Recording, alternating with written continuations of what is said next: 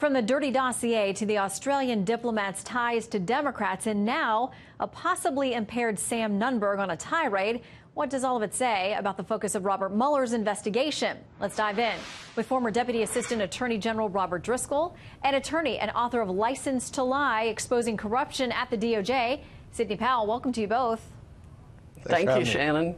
Okay, so let's talk about what we saw today with Sam Nunberg. He was somebody that was with Trump for a long time before he ever became president. This was in the past. They'd been very tight. They had a falling out. And Robert today, I don't even know how to describe what happened.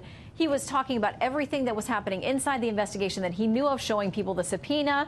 What could Mueller do to him at this point, if anything?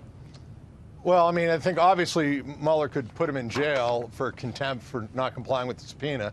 But from what I saw in all the clips on the different cable shows, it was really just kind of a sad state of affairs. He looked like a man who is having some kind of mental issue or just isn't right. And I hope his friends and close family can kind of get with him and get him straightened out. Kind of beyond the politics of it, he just looked like a guy going through some kind of crisis. I think legally he's got real problems if he doesn't comply at all. It's just a matter of a show cause hearing, and then a judge could issue an arrest warrant for him and put him in jail for the remainder of the term of the grand jury. So that could be, you know, up to 18 months, depending on how long the grand jury's already been impaneled. So he's facing some serious jeopardy.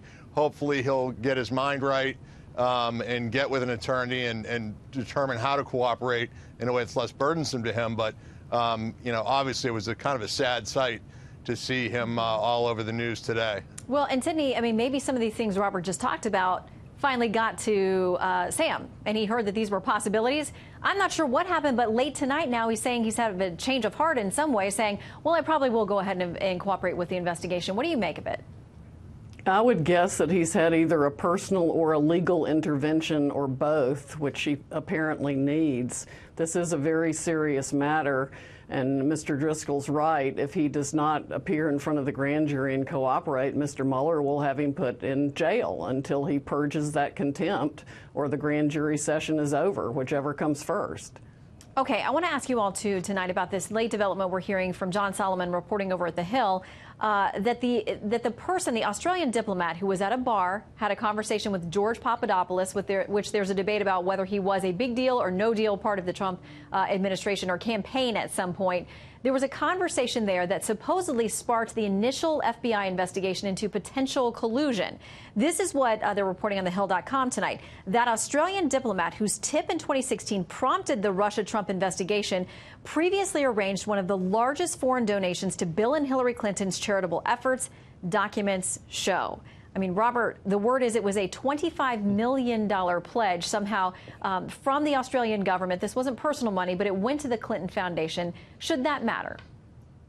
I mean, I think it will matter, whether or not some people will say it shouldn't matter, but I think it should. I mean, you have to look at the sources for various allegations that are made and look at people's motives. And generally, you want to know if someone's a political ally, you can at least take that into account. It may not mean what he says is wrong, or it may, but that's clearly information that should be out there.